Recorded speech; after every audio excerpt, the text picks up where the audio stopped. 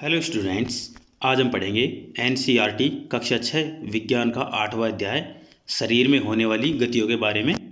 तो अध्याय का नाम है शरीर में गति। तो चलिए शुरू करते हैं बिना किसी देरी के। आपसे एक छोटी सी रिक्वेस्ट है कि आप चैनल को सब्सक्राइब जरूर कर लें और वीडियो को लाइक करें। चलिए शुरू करते हैं। बिल्कुल शांत होकर बैठिए तथा अपने शरीर में होने वाली गतियों का अनुभव कीजिए। आप समय समय पर अपनी पलकें तो झपकते ही होंगे।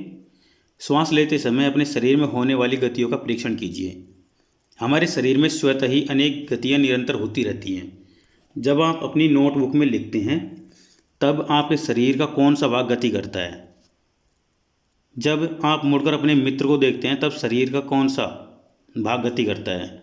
उपयुक्त सभी उदाहरणों में आपके उसी स्थान पर रहते हुए भी आपके शरीर को कोई ना कोई भाग गति करता है। आप एक स्थान से दूसरे स्थान पर जाते हैं।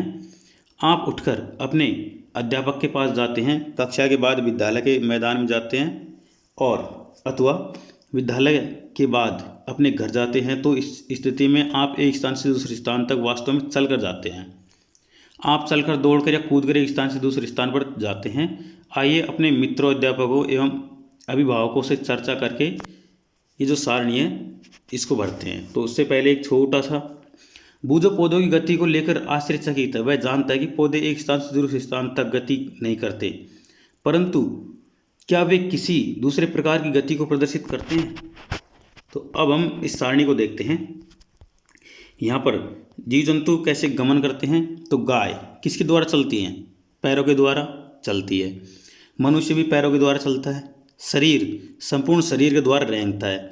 पक्षी पंखों द्वारा चलते हैं और पंखों द्वारा उड़ते हैं और पैरों द्वारा चलते हैं।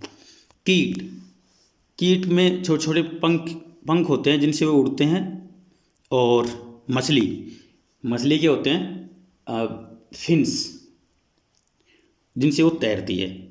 जब एक स्थान से दूसरे स्थान तक किस प्रकार का जंतु एक स्थान से दूसरे स्थान तक किस प्रकार गमन करते हैं? चलना, टहलना, दौड़ना, उड़ना, छलांग मारना, रेंगना तथा एवं तैरना इत्यादि जंतुओं के एक स्थान से दूसरे स्थान तक जाने के कुछ ढंग हैं। जंतुओं के एक स्थान से दूसरे स्थान तक जाने के तरीके में इतनी अधिक विविधता क्यों है? क्या कारण है कि अनेक जंतु चलते हैं जबकि सांप रेंगता है और मछली तैरती है? मानव शरीर एवं इसकी गतियाँ। जंतुओं की विविध गतियों पर ध्यान देने से पूर्व आइए अपने शरीर की कुछ गतियों को ध्यान पूर्वक देखें। क्या आपको विद्यालय में शारीरिक व्यायाम करते हुए समय आनंद आता है? विद्यालय में शारीरिक व्यायाम करते समय आपके हाथ एवं पैर किस प्रकार गति करते हैं? आइए हमारा शरीर जिन गतियों को करने योग्य है, हम उनमें से कुछ शारीरिक गतियों को करने का प्रयास करें। एक काल्पनिक विकेट पर काल्पनिक गेंद फेंकने का प्रयास कीजिए। आप अपने हाथ किस प्रकार घुमाते हैं? क्या आप इसे अपने कंधे से वृत्ताकार रूप से घुमाते हैं? क्या आपका कंधा भी गति करता है? पीठ के बल लेट जाइए तथा अपने पैर को कूल्हे के चारों ओर घुमाइए। अपनी भुजा को कोहनी से ऊपर नीचे कीजिए। इस प्रकार पैरों को घुटने से मोड़िए। अपने हाथों को अपने पार्श्व मतलब पीछे में सीधा तानिए। भुजा को मोड़ते हुए उंगलियों से कंधे को छूइए। आपने अपने हाथ का कौन सा भाग मोड़ा? हाथों को सीधा तानकर नीचे की ओर झुकने का प्रयास कीजिए। क्या आप ऐसा कर पाते हैं? अपने शरीर के विभिन्न हिस्सों में गति करने का प्रयास कीजिए और प्रेक्षणों को सारणी 8.2 में नोट कीजिए। क्या कारण है कि, चलो ये सारणी देख लेते हैं पहले। जैसे गर्दन है, घूर्णन मतलब घूमता है, तो इसमें भरेंगे नहीं, पूर्णतः घूमता है, पूरी तरह से नहीं घूमता, ये आधा हिस्सा घूमता है ना, और अंशतः घूमता है मतलब आधा हिस्सा घूमता है, तो उसमें हाँ भरेंगे। कलाई को हम इसमें कितना घुमा सकते हैं? आधा एक साइड में, आधा दूसरी साइड में, तो इसमें भरेंगे पूर्णतः घूमता है, इसमें हाँ, और अंशतः में नहीं। अंगुलियाँ क्या होती हैं? अंगुलियों को हम घुमा सकते हैं पूर्णतः। घुटने ये अंशतः घूमते हैं। एडी ये नहीं घूमती है। पाद अंगुली, पैरों की उंगली, ये भी अंशतः घूमती है। पीठ भी अंशतः घूमती है। सिर भी अंशतः घूमता है ना। कोहनी भी क्या होती है? अंशतः घूमती है, क्योंकि पीछे साइड में नहीं घूमती है। भुजा, हाथ पूरी तरह से घूम सकता है, पूरे 180 डिग्री पे हम इसको 360 डिग्री पे घुमा सकते हैं। ठीक है, तो इस तरह से ये तो घूमने की बात हो गई। अगर गर्दन करने की बात है, गर्दन झुकती है, उठती है या बिल्कुल गति नहीं करती, तो गर्दन झुकती है ना। इस तरह से कलाई, इसको हम उठा सकते हैं, झुका भी सकते हैं, तो दोनों में यहाँ भरेंगे। तो इस तरह जो भी आपको लगता है वो आप भर सकते हैं इसमें। ठीक है, आप इस सारणी जरूर भरें। ठीक है, और भरने के बाद में आपको आगे कुछ प्रश्नों के उत्तर देखने को मिलेंगे, तो आप दे सकते हैं आसानी से। तो चलिए देखते हैं यहाँ पर। जब यहाँ पर देखिए, यहाँ देखिए, अपने शरीर के विभिन्न हिस्सों में गति करने का प्रयास कीजिए और प्रेक्षण सारणी 8.2 में नोट कीजिए। क्या कारण है कि हम अपने शरीर के कुछ अंगों को स्वतंत्र रूप से किसी भी दिशा में घुमा सकते हैं, जबकि कुछ अंगों को केवल एक ही दिशा में घुमा सकते हैं? हम अपने शरीर के कुछ भागों को घुमाने में असमर्थ क्यों रहते हैं? तो इसके लिए एक प्रैक्टिकल करेंगे। क्या नहीं, एक पैमाने को अपने हाथ पर चित्र 8.1 में दर्शाई गई स्थिति में रखिए और इससे आपकी कोहनी पैमाने के मध्य में रहे। अपने मित्र से पैमाने तथा हाथ को एक साथ बांधने के लिए कहिए। अब अपनी कोहनी को मोड़ने का प्रयास कीजिए। क्या आप इसे मोड़ पाते हैं? क्या आपने ध्यान दिया कि हम शरीर के विभिन्न भागों को उसी स्थान से मोड़ अथवा घुमा पाते हैं जहाँ पर दो हिस्से एक दूसरे के साथ जुड़े हों? उदाहरण के लिए कोहनी, कंधा अथवा गर्दन। क्या आप ऐसे कुछ अन्य भागों के नाम बता सकते हैं? इन स्थानों को संधि कहते हैं। यदि हमारे शरीर में कोई संधि नहीं होती तो आपके विचार में क्या हम किसी प्रकार की गति करना संभव होता? नहीं। वास्तव में इन संधियों को कौन सी वस्तु परस्पर बांधती है? अपनी उंगलियों द्वारा अपने सिर, चेहरे, गर्दन, नाक, कान, कंधे के पीछे, हाथ, पैर उंगली एवं पाद उंगलियों को दबाइए। क्या आपको ऐसा अनुभव है कि आपकी उंगली किसी कठोर वस्तु को दबा रही है? ये कठोर संरचनाएं अस्थियां हैं, मतलब हड्डियां हैं। अपने शरीर के अन्य भागों में इस प्रक्रिया को दोहराइए। इतनी सारी अस्थियां, जब अस्थियों को नहीं मोड़ा जा सकता तब हम अपनी कोहनी को कैसे मोड़ लेते हैं? हाथ के ऊपरी हिस्से से लेकर कलाई तक एक ही लंबी अस्थि नहीं होती। वास्तव में अनेक अस्थियां कोहनी तक जुड़ी रहती हैं। उसी प्रकार हमारे शरीर के प्रत्येक हिस्से में अनेक अस्थियां हैं।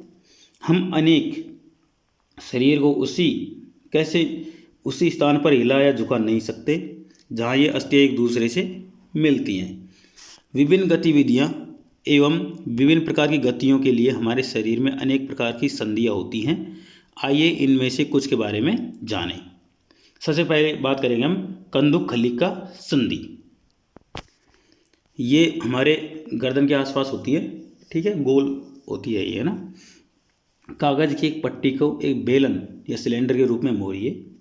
रबड़ और प्लास्टिक की एक पुरानी गेंद में एक छेद करके किसी के निरीक्षण में उसमें मोड़े हुए कागज़ के बेलन को डालिए, जैसा कि चित्र 8.2 में दर्शाया गया है।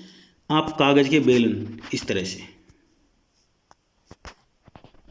कागज़ के बेलन को गेंद पर चिपका सकते हैं। गेंद को एक छोटी कटोरी में रखकर चारों ओर घुमाने का प्रयास कीजिए। क्या गेंद कटोरी में स्वतंत्र रूप से घूमती है? क्या कागज़ का बेलन भी घूमता है? अब कल्पना कीजिए कि कागज़ का बेलन आपका हाथ है और गेंद उसका एक सिरा है। कटोरी कंधे के उस भाग के समान है जिससे आपका हाथ जुड़ा है। एक अस्थि का गेंद वाला भाग, गोल हिस्सा, दूसरी अस्थि की कटोरी रूपी गुहिका में धंसा हुआ है। इस प्रकार की संधि सभी दिशाओं में गति प्रदान करती है। क्या आप इन गतियों में उपरोक्त प्रकार की संधि का कोई अन्य उदाहरण खोज सकते हैं? इस अनुभाग के प्रारंभ में शरीर के विभिन्न भागों को हमारे द्वारा दी गई गतियों का स्मरण कीजिए। नेक्स्ट बात करेंगे दुराग्र संधि। गर्दन और सिर को जोड़ने वाली संधि दुराग्र संधि है। इसके द्वारा सिर को आगे, पीछे या दाएं बाएं घुमा सकते हैं। इन गतियों को करने का प्रयास कीजिए। यह गति हमारे हाथ की उस गति से किस प्रकार भिन्न है? तो ये दुराग्र संधि दिख रही है आपको इस तरह से, जिसमें कंदुकखलिका संधि द्वारा हाथ को पूर्णतः वृत्ताकार रूप से घुमा सकते हैं। धुराग्र संधि में बेलनाकार संधि एक छल्ले में घूमती है।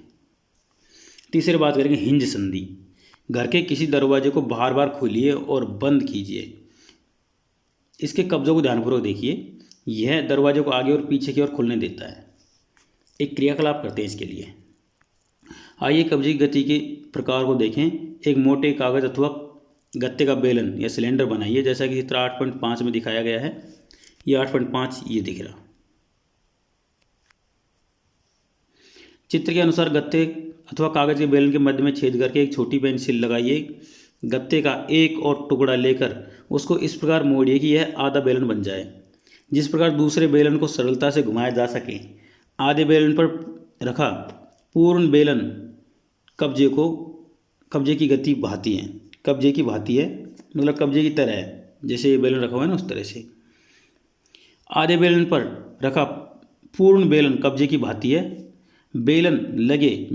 पेंसिल लगे बेलन को चलाने का प्रयास कीजिए। यह किस प्रकार की गति करता है? यह गति आपके द्वारा बनाए गए कंदुक खलिका संधि की गति से किस प्रकार भिन्न है? हमने क्रियाकलाप 1 में कोहनी में इस प्रकार की गति देखी थी। तो चित्र 8.5 ये जो दिख रहा है, इसका ये जोड़ है घुटने और हिंज की गति। मतलब हमारे जो घुटने होते हैं, गोडे होते हैं, उनमें इस तरह से जोड़ होता है। जो कुछ हमने बनाया था वह एक हिंज से भिन्न है, लेकिन इससे यह पता चलता है कि हिंज एक दिशा में गति होने देता है। कोहनी में हिंज मतलब कब्जा संधि होती है, जिससे केवल आगे और पीछे एक ही दिशा में गति हो सकती है। क्या आप ऐसी संधि के कुछ और उदाहरण बता सकते हैं? हाँ, देखिए, जैसे आपका जो ड्राइंग बॉक्स है, ज्योमेट्री बॉक्स है, जब आप उसको खोलते हैं तो ऊपर की ओर या फिर वापस बंद करते तब नीचे की ओर गति करता है। उसके अलावा वो किसी दिशा में गति नहीं करता। इसी प्रकार से हमारे घुटने गति करते हैं। आपका फ्रिज का जो गेट है वो भी कुछ इस तरह से ही है ना, आगे पीछे एक ही दिशा में गति करता है। आपका घर का दरवाजा है वो भी इस तरह से गति करता है। तो ये इसके कुछ उदाहरण हो गए। अब बात करेंगे हम अचल संधि की। हमारे शरीर की अस्थियों के बीच की कुछ संधियाँ उन संधियों से भिन्न है जिनकी चर्चा हमने अब तक की है। ये अस्थियाँ इन संधियों पर हिल नहीं पाती। ऐसी संधियों को अचल संधि कहते हैं। जब आप अपना मुंह खोलते हैं तो आप अपने निचले जबड़े को सिर से दूर ले जाते हैं। अब अपने ऊपरी जबड़े को हिलाने का प्रयास कीजिए। आप इसे गति दे पाते हैं। ऊपरी जबड़े एवं कपाल के मध्य अचल संधि है। हमने केवल कुछ संधियों पर की ही चर्चा की जो हमारी अस्थियों को एक दूसरे से जोड़ती हैं। हमारे शरीर के विभिन्न अंगों को विभिन्न आकृतियाँ कौन प्रदान करता है? यदि आप एक गुड़िया बनाना चाहते हैं तो आप पहले क्या बनाएंगे? संभवतः गुड़िया को एक आकृति प्रदान करने के लिए आप एक ढांचा तैयार करेंगे। आप ऐसा नहीं करेंगे। हमारे शरीर की सभी अस्थियां ठीक उसी प्रकार शरीर को एक सुंदर आकृति प्रदान करने के लिए एक ढांचे का निर्माण करती है। इस ढांचे को कंकाल कहते हैं। हम कैसे जानते हैं कि यह मानव कंकाल की आकृति है? हम शरीर की विभिन्न अस्थियों की आकृतियों के विषय में किस प्रकार जान पाते हैं? शरीर के कुछ अंगों में मौजूद अस्थियों और उनकी संख्या तथा आकृति के बारे में हमें तब पता चलता है जब हम उनका अनुभव करते हैं। एक्सरे चित्र से हमें शरीर की सभी कठोर अस्थियों की आकृतियों का पता चलता है। तुलना कर प्रत्येक भाग में अस्थियों की संख्या ज्ञात कीजिए। अपनी उंगलियों को मोड़िए।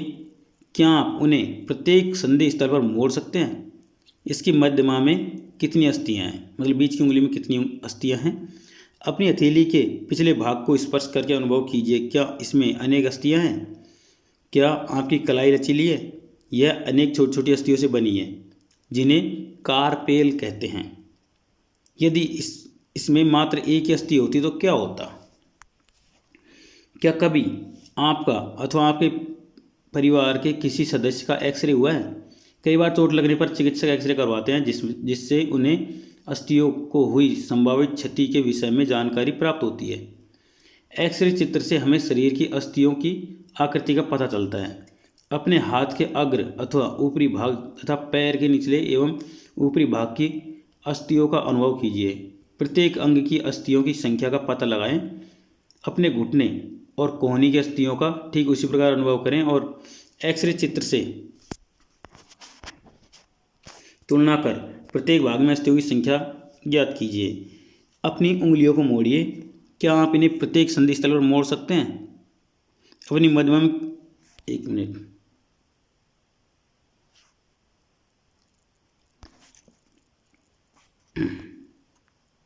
अपनी उंगलियों को मोड़िए। क्या आप इन्हें प्रत्येक संधि स्थल पर मोड़ सकते हैं? आपकी मध्यमा में कितनी अस्थियां हैं? अपनी हथेली के पिछले भाग का स्पर्श करके अनुभव कीजिए। क्या इसमें अनेक अस्थियां हैं? आपकी कलाई लचीली है? यह अनेक अस्थियों से बनी होती है जिन्हें कार्पेल कहते हैं। यदि इसमें मात्र एक अस्थि होती तो क्या होता? नेक्स्ट है यहाँ पर क्रियाकलाप 4, गहरी सांस भरकर इसे कुछ समय तक रोके रहिए। अपने वक्ष एवं पीठ को हल्के से दबाकर अपनी अस्थियों का अनुभव कीजिए।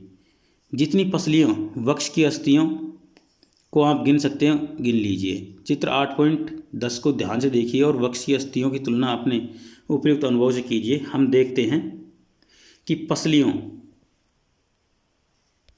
की विशेष रूप से मुड़ी हुई है, पसलियाँ विशेष रूप से मुड़ी हुई हैं। वे वक्ष की अस्थि एवं मेरुदंड से जुड़कर एक बक्से की रचना करती हैं।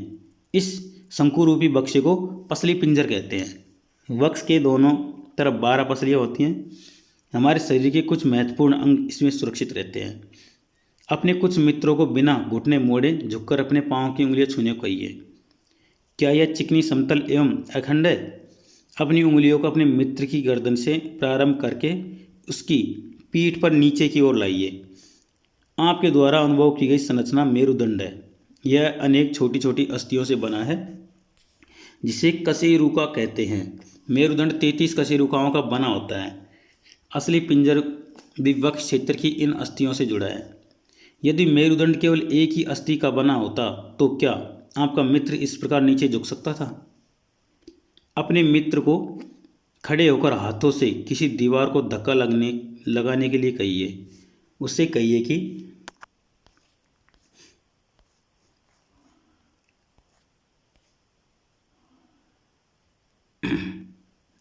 कि वह अपने हाथों से दीवार पर धक्का लगाने का प्रयास करें। क्या आपको उसके कंधे के समीप 2 उभरी हुई अस्थियां दिखाई देती हैं? इन्हें कंधे की अस्थियां कहते हैं। ये जो चित्र है इसको ध्यानपूर्वक देखिए। यह संरचना श्रोणी अस्थियां हैं। श्रोणी अस्थियां मतलब कमर की अस्थियां हैं, है ना। यह बॉक्स के समान एक संरचना बनाती है जो आंत के आमाशय के नीचे पाए जाने वाले विभिन्न अंगों की रक्षा करता है। यह कूले वाला वह हिस्सा है जिसके सहारे आप बैठते हैं। आपकी खोपड़ी अनेक अस्थियों से एक दूसरे से जुड़ने से बनी है। यह हमारे शरीर के अति महत्वपूर्ण अंग मस्तिष्क को परिबद्ध करके उसकी सुरक्षा करती है। हमने अपने कंकाल की बहुत सी अस्थियों तथा संधियों के बारे में चर्चा की। कंकाल के कुछ अतिरिक्त अंग भी हैं जो हड्डियाँ जितने कठोर नहीं होते उन्हें मोड़ा जा सकता है, उन्हें उपास्थि कहते हैं। अपने कान को स्पर्श कीजिए। क्या आप किसी कठोर अस्थि का भाग का अनुभव करते हैं जिसे मोड़ा जा सके? ऐसा प्रतीत होता है कि इसमें कोई अस्थि नहीं है। क्या आपको उंगलियों के बीच दबाने पर कर्णपाली एवं इसके ऊपर के हिस्से में कोई अंतर महसूस होता है? क्या आपको ऐसा लगा कि कान का ऊपरी भाग उतना लचीला नहीं है जितना कि हमारी कर्णपाली, परंतु यह अस्थि जैसा कठोर भी नहीं है? ये उपास्थि हैं। शरीर की संधियों में भी उपास्थि पाई जाती है। हमने देखा कि मानव कंकाल अनेक अस्थियों, संधियों एवं उपास्थियों से मिलकर बनाया होता है। आप उनमें से बहुत को देख सकते हैं, मोड़ सकते हैं तथा गति दे सकते हैं। अपनी नोटबुक में कंकाल का स्वच्छ आलेख बनाएं। हमने अपने शरीर की उन अस्थियों एवं उनकी संधियों के विषय में जानकारी प्राप्त कर ली जो विभिन्न प्रकार की गति करने में हमारी सहायता करती है। अस्थियों की इस प्रकार गति करने योग्य बनाता है। आइए इसका पता लगाएं। अपने एक हाथ की मुट्ठी बनाएं। मुट्ठी के अंगूठे से इस बाजू के कंधे को छूने का प्रयास कीजिए। क्या आप अपनी दूसरी भुजा से कुछ परिवर्तन अनुभव करते हैं? दूसरे हाथ से इसे छूकर देखिए। क्या आपको कोई उभरा हुआ भाग दिखाई देता है? इसे पेशी कहते हैं, मतलब संकुचित। लंबाई में कमी होने के कारण पेशियाँ उभर आती हैं। अब आप अपने हाथ को पुनः सामान्य स्थिति में लाइए। पेशियों को क्या होता है? क्या यह अभी भी संकुचित अवस्था में है? चलते अथवा भागते समय आप अपने पैरों की पेशियों में भी इस प्रकार का संकुचन देख सकते हैं। संकुचन की अवस्था में पेशी छोटी, कठोर एवं मोटी हो जाती है। यह अस्थि को खींचती है। किसी अस्थि को गति प्रदान करने के लिए दो पेशियों को संयुक्त रूप से कार्य करना पड़ता है। जब दो पेशियों में से एक सिकुड़ती है तो अस्थि उसी दिशा में खिंच जाती है। युगल की दूसरी मतलब जोड़े की दूसरी अस्थि शिथिल मतलब लंबाई में बढ़कर पतली हो जाती है, तो शिथिल अवस्था में आ जाती है। अस्थि को विपरीत दिशा में गति करने के लिए अब शिथिल पेशी सिकुड़कर अस्थि को अपनी पूर्व स्थिति में लाती है, जबकि पहली पेशी अब शिथिल हो जाती है। पेशी केवल खिंच सकती है, वह धक्का नहीं दे सकती। अतः एक अस्थि को गति देने के लिए दो पेशियों को संयुक्त रूप से कार्य करना पड़ता है। क्या गति के लिए हमेशा अस्थि और पेशियों की आवश्यकता होती है? दूसरे जंतु किस प्रकार चलते हैं? क्या सभी जंतुओं में अस्थियां पाई जाती हैं? केंचुए अथवा घोंघे में क्या होता है? आइए कुछ जंतुओं की गतियों का अध्ययन करते हैं। तो अब जंतुओं की चाल के बारे में बात करेंगे। सबसे पहले केंचुआ। बगीचे में चलते हुए केंचुए का निरीक्षण कीजिए। इसे पकड़कर एक स्याही या शॉक फिल्टर पेपर पर रखिए। इसकी गति का प्रेक्षण कीजिए। इसके पश्चात केंचुए को एक कागज की पट्टी या टुकड़े टाइल अथवा किसी चिकनी सतह पर रखिए तथा इसकी गति का प्रेक्षण कीजिए। क्या यह गति पेपर पर केंचुए की गति से भिन्न है? ऊपर की दो सतहों में से किस पर केंचुआ आसानी से चल सकता है? केंचुए का शरीर एक सिरे को दूसरे सिरे से सटाकर रखे गए अनेक छल्लों से बना प्रतीत होता है। केंचुए की शरीर में अस्थियां नहीं होती, परंतु उसमें पेशियां होती हैं जो इसके शरीर के घटने और बढ़ने में सहायता प्रदान करती हैं। चलने के दौरान केंचुआ अपने शरीर के पश्च भाग मतलब पीछे के भाग को भूमि से जकड़े रहता है तथा अग्रभाग को फैलाता है। इसके बाद यह अग्रभाग से भूमि को पकड़ता है और पश्च भाग को स्वतंत्र कर देता है। इसके पश्चात यह शरीर को संकुचित करता है तथा पश्च भाग को आगे की ओर खींचता है। इससे वह कुछ दूरी तक आगे बढ़ता है। केंचुआ इस प्रक्रिया को बार बार दोहराते हुए मिट्टी पर आगे बढ़ता है। इससे शरीर में चिकने पदार्थ होते हैं जो इसे चलने में सहायता करते हैं। यह अपने शरीर के हिस्से को जमीन में किस प्रकार टिकाता है? इसके शरीर में छोटे छोटे अनेक सूक मतलब बाल जैसी आकृति होती हैं। ये सूक पेशियों से जुड़े होते हैं। ये सूक मिट्टी में उसकी पकड़ को मजबूत बनाते हैं। केंचुआ वास्तव में अपने रास्ते में आने वाली मिट्टी को खाता है। उसका शरीर अनपचे पदार्थ को बाहर निकाल देता है। केंचुए द्वारा किया गया यह कार्य मिट्टी को उपजाऊ बना देता है, जिससे पौधों को फायदा होता है। नेक्स्ट बात करिए हम घोंघे के बारे में। घोंघा मतलब शंख। किसी बगीचे में एक घोंघे का अवलोकन कीजिए। क्या आपने उसकी पीठ पर गोल संरचना देखी है? इसे कवच कहते हैं और यह घोंघे का बाह्य कंकाल है, परंतु यह अस्थियों का बना नहीं होता। यह कवच एकक होता है और यह घोंघे को चलने में कोई सहायता नहीं करता। यह घोंघे के साथ खिंचता जाता है। घोंघे को कांच की पट्टिका पर रखकर इसका परीक्षण कीजिए। जब यह चलना प्रारंभ करे तो सावधानी से कांच की पट्टी को अपने हाथों से अपने सिर से ऊंचा उठाकर कांच के नीचे की ओर इसके चलने के ढंग का परीक्षण कीजिए। मतलब नीचे से ऊपर की ओर देखें कि जो घोंघा चल रहा है तो उसके नीचे का हिस्सा कैसा है। कवच का छेद खुलने पर आपने उसमें एक मोटी मांसल संरचना एवं सिर बाहर आते देखा है। मोटी संरचना का पाद मतलब पैर है जो दृढ़ पेशियों का बना होता है। अब सावधानीपूर्वक कांच की प्लेट को एक और थोड़ा सा झुकाइए। मतलब पाद पैर की लहरदार गति दिखाई देती है। क्या घोंघे की गति केंचुए की गति से तीव्र है अथवा धीमी है? नेक्स्ट बात करिए हम तिलचट्टा की, कॉकरोच की। किसी कॉकरोच या तिलचट्टा का परीक्षण कीजिए। तिलचट्टा जमीन पर चलता है, दीवार पर चढ़ता है, वायु में भी उड़ता है। इसमें 3 जोड़ी पैर होते हैं मतलब 6 पैर होते हैं जो चलने में सहायता करते हैं। इसका शरीर कठोर बाह्य कंकाल द्वारा ढका होता है। यह बाह्य कंकाल विभिन्न एककों की परस्पर संधियों द्वारा बनता है, जिसके कारण गति संभव हो पाती है। वक्ष से 2 जोड़े पंख भी जुड़े होते हैं। अगले पैर सकड़े और पिछले पैर चौड़े एवं बहुत पतले होते हैं। तिलचट्टे में विशिष्ट पेशियाँ होती हैं। पैर की पेशियाँ उन्हें चलने में सहायता प्रदान करती हैं। वक्ष की पेशियाँ तिलचट्टे के उड़ने के समय इसके पैरों को गति देती है। बात करें पक्षी की। पक्षी हवा में उड़ते हैं तथा जमीन पर या भूमि पर चलते हैं। बतख तथा हंस जैसे कुछ पक्षी जल में तैरते भी हैं। पक्षी इसलिए उड़ पाते हैं क्योंकि इनका शरीर उड़ने के लिए अनुकूलित होता है। इनकी अस्थियों में वायु प्रकोष्ठ होते हैं, जिनके कारण इनकी अस्थियां हल्की एवं मजबूत होती है। पश्चपाद मतलब पिछले पैरों की अस्थियां चलने में एवं बैठने के लिए अनुकूलित होती हैं। अग्रपाद की अस्थियां रूपांतरित होकर पक्षी के पंख बनाती हैं। कंधे की अस्थियां मजबूत होती हैं। वक्ष की अस्थियां उड़ने वाली पेशियों को जकड़े रखने के लिए विशेष रूप से रूपांतरित होती हैं तथा पंखों को ऊपर नीचे करने में सहायता प्रदान करती हैं। बात करेंगे मछली की। कागज़ की नाव बनाकर उसे पानी पर इस प्रकार रखिए कि उसका नुकीला भाग आगे की ओर रहे। इसे धीरे से धक्का दीजिए। क्या यह जल पर आगे की ओर तेजी से तैर जाती है?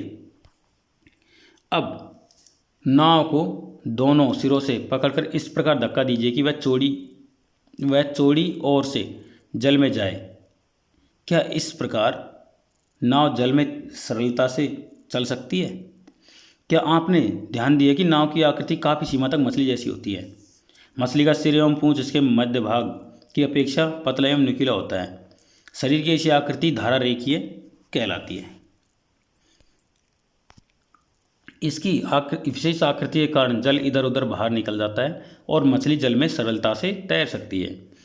मछली का कंकाल दृढ़ पेशियों से ढका रहता है।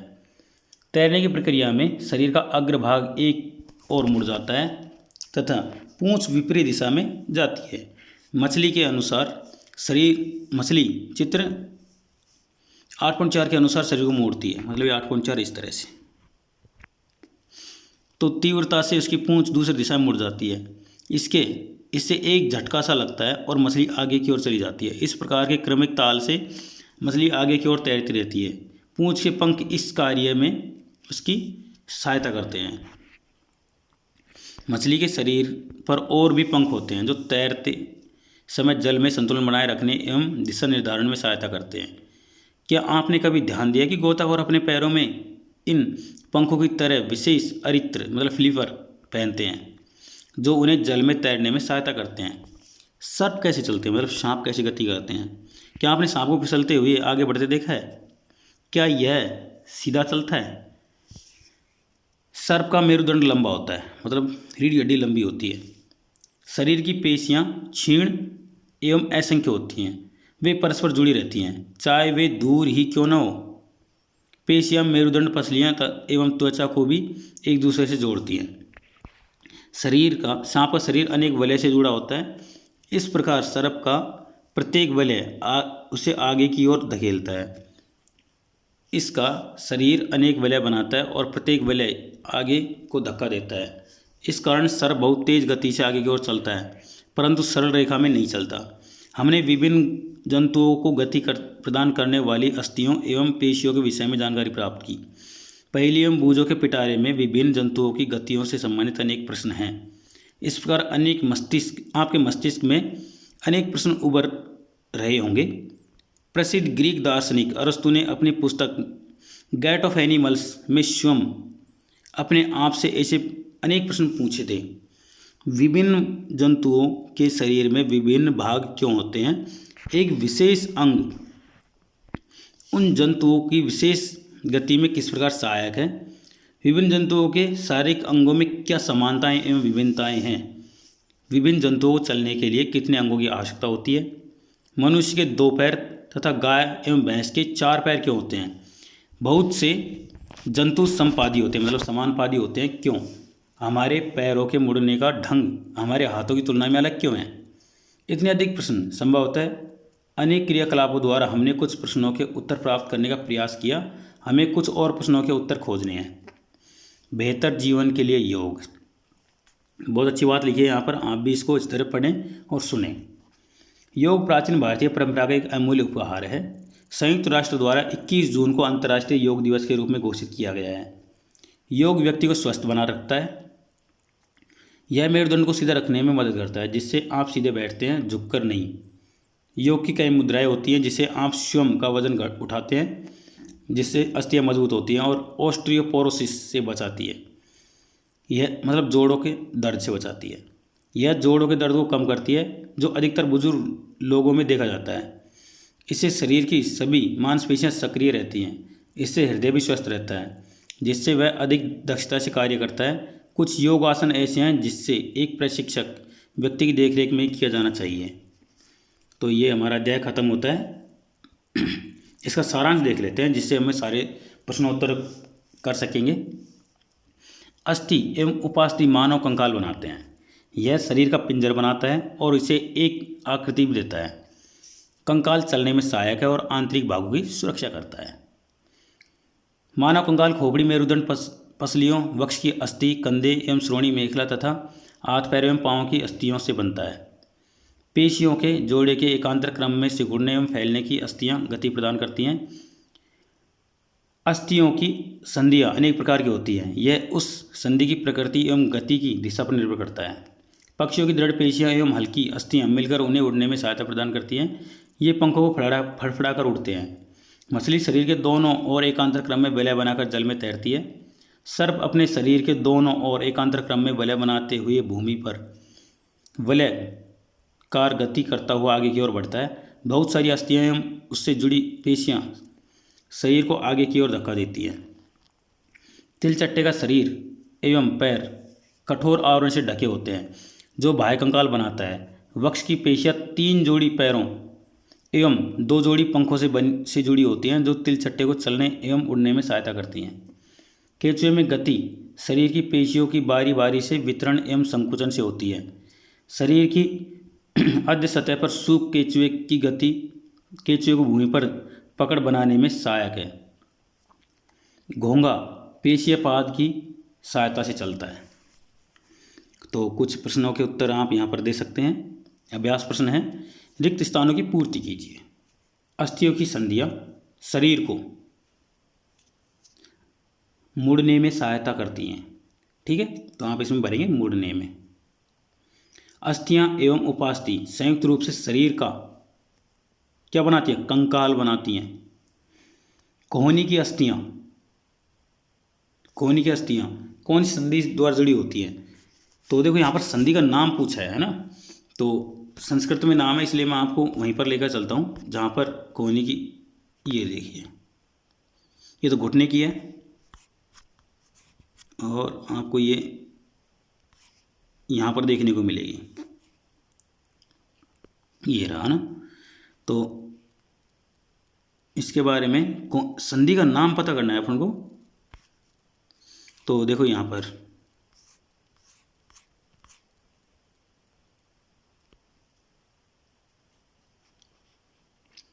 कंदुक खलिका संधि, ये तो कंधे और इसके बीच की जो संधि है इसको कंदुक खलिका संधि बोलते हैं।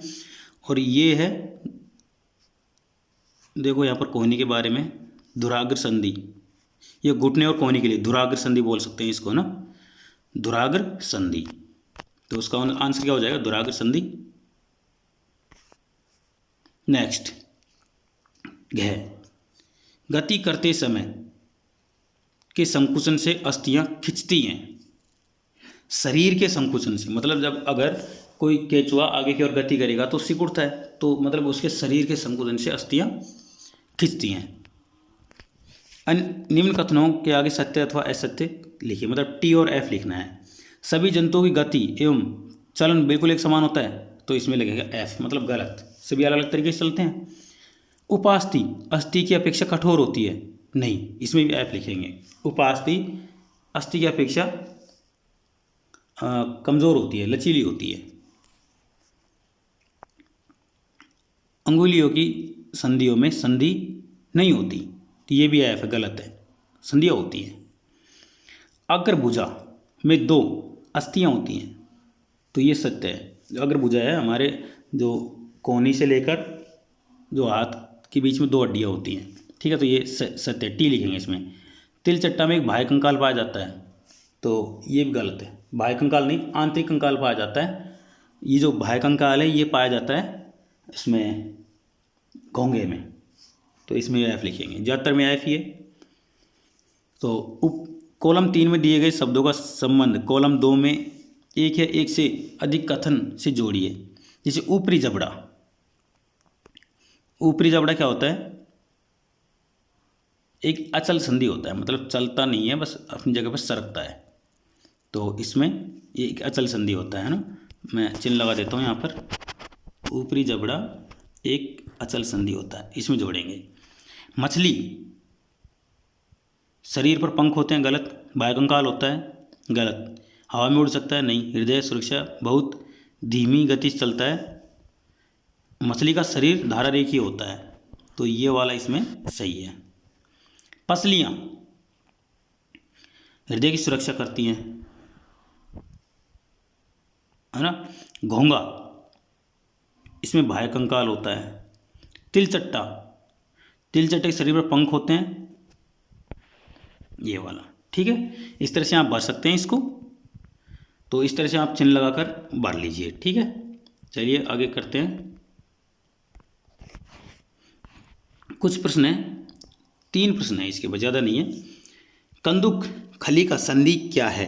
कंधे और हमारे कंधे पर बनी हुई जो कंदुक खली का संधि है, कंधे पर बनी होती है, यह हमारे हाथ और हमारे जो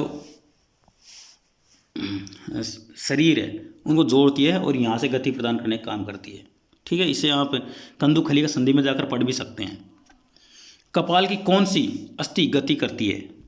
कपाल की कौन सी अस्थि गति करती है? देखो, कपाल के अंदर कोई सी भी ऊपर तो कोई भी गति नहीं करती है, जो नीचे की ओर जो जबड़ा होता है वो ज़रूर गति करता है। हमारी कोहनी पीछे की ओर क्यों नहीं मुड़ पाती? क्योंकि हमारी जो कोहनी है उसमें, जैसे हमारे गेट में जिस तरह से हिंज लगी होती है, उसी प्रकार से हमारी कोहनी में हिंज टाइप की हड्डियाँ होती है, जो सिर्फ आगे की ओर गति करने देती है, पीछे की ओर गति को रोक देती है, ठीक है बच्चों। तो इस प्रकार से हमारा ये अध्याय खत्म होता है। मिलेंगे अगले अध्याय के साथ में, पर जाने से पहले आप वीडियो को लाइक ज़रूर कर दें, अपने दोस्तों के साथ शेयर करें। चलिए मिलेंगे अगले वीडियो के साथ में, धन्यवाद।